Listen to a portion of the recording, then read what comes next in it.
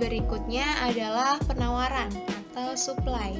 Dalam ilmu ekonomi, penawaran dapat diartikan sebagai sejumlah barang atau jasa yang ditawarkan oleh penjual pada berbagai tingkat harga dan dalam waktu tertentu.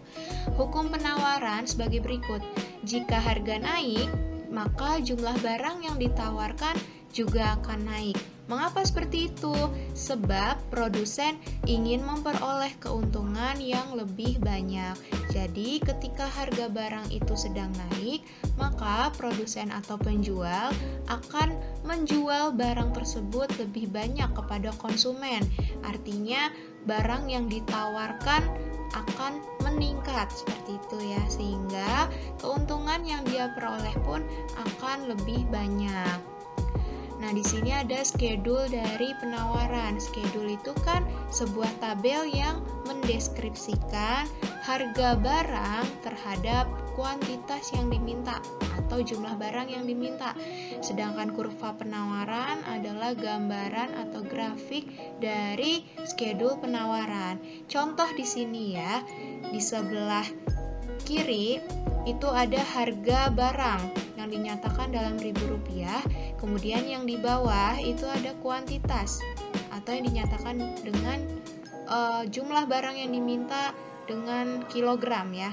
Pada titik A, ketika harga barang itu Rp1.000, artinya berarti harga barang tersebut sedang turun ya, maka penjual pun akan menawarkan barangnya hanya 20 kg atau 20 unit.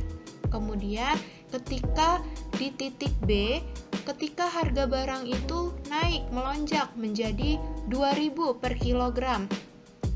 Nah, maka penjual pun akan meningkatkan barang yang ditawarkan tersebut agar pendapatan dia menjadi lebih bertambah, sehingga dia menambahkan barangnya yang ditawarkan kepada konsumen sebanyak 30 kg per unit.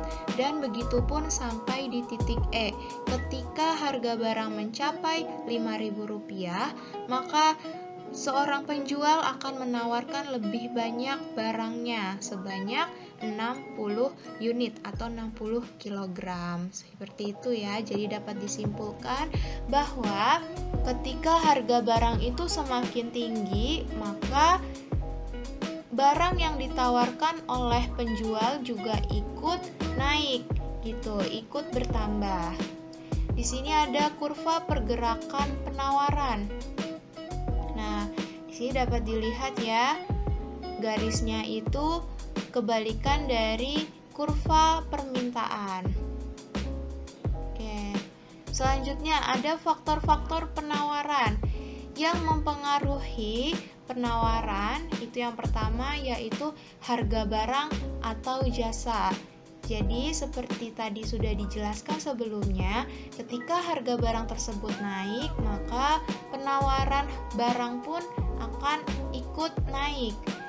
Dan sebaliknya, apabila harga barang itu turun, maka penjual akan menurunkan tingkat penawaran barangnya. Kenapa seperti itu?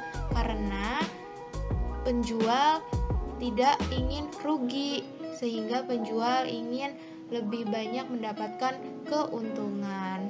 Kemudian yang kedua, biaya produksi. Kemudian yang ketiga, teknologi produksi. Yang keempat, ekspektasi atau harapan masyarakat. Yang kelima, besar kecilnya keuntungan. Yang keenam, jumlah penjual atau produsen. Di sini ada fungsi penawaran. Fungsi penawaran rumusnya sama dengan fungsi permintaan ya. Kemudian dapat kita lihat langsung di contoh soal. Berdasarkan data tersebut, tentukanlah fungsi penawarannya. Jadi di sini dapat kita lihat pada tabel ada harga barang per unit dengan jumlah yang ditawarkan per hari oleh penjual. Jawabannya, pilihlah 2 titik koordinat tersebut. Misalnya, kamu pilih jumlah yang ditawarkan per hari itu 20 unit. Nah, berarti harga barangnya berapa? 400. 20,400 dan kamu ambil satu lagi titik koordinat yang lain. Misalkan kamu ambil yang jumlah barang itu yang ditawarkan 40 unit per hari. Maka harga barangnya berapa? Ternyata 800, berarti 40,800. Cara menjawabnya bagaimana? Kita masukkan saja kepada rumus. P-nya belum kita ketahui, maka P1 sebesar P itu price, berarti harga pertama. Yang kamu pilih yang mana? 400, berarti kamu tulis di sini P1 400. Kemudian P2-nya berapa? P2-nya 800. Kamu tulis di sini 800 dikurang P1 400 sama dengan Q dikurang berapa kuantitas atau jumlah barang yang pertama kamu minta sebesar 20. Kemudian dibagi Q2 sebesar 40 dikurang Q1 sebesar 20. Hasilnya seperti ini. P dikurang 400 dibagi 400 sama dengan Q dikurang 20 dibagi 20. Maka kita kali silang. 20 di sini kita kalikan dengan 4 min 400 sama dengan 400 dikalikan dengan Q min 20. Hasilnya 20P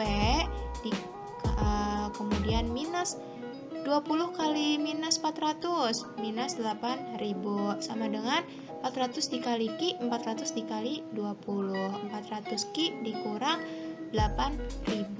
Hasilnya 20P dikurang 400 Q kita pindahkan ya agar 8.000 ini bisa dihitung dengan 8.000 yang di sisi sebelah kanan. Maka hasilnya seperti ini. Maka 20P dikurang 400 Q sama dengan 0. Maka kita pisahkan lagi. 20P sama dengan 400 Q. Kenapa bisa 400? Karena pindah ruas. Minus pindah ruas ke sebelah kanan menjadi positif. Maka dapat kita simpulkan P sama dengan 400 Q dibagi 20. Ini bisa kita bagi, maka P sama dengan 400 dibagi 20, yaitu 20 Q. Itu adalah hasil dari fungsi penawaran. Kemudian